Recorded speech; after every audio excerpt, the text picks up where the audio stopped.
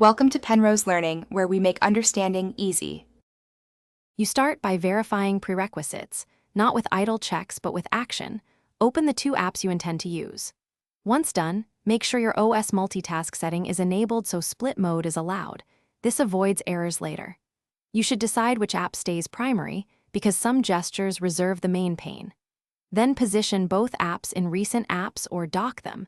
This first step sets the session's stability and prevents crashes when you enter true split view. Now you activate split screen. Use the system gesture, long press the app icon, or select the split option from the app switcher. Your device offers one method. Once both apps appear, drag the divider to change each pane size.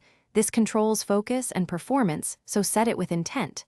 Make sure to lock orientation if one app breaks layout.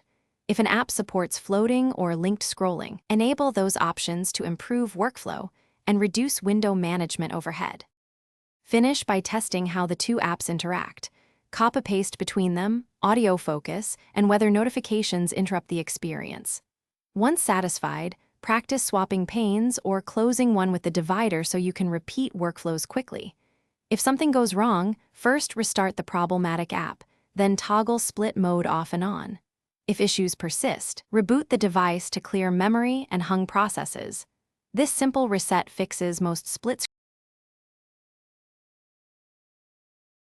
Thanks for watching. If this was helpful, leave a like and consider subscribing. See you next time.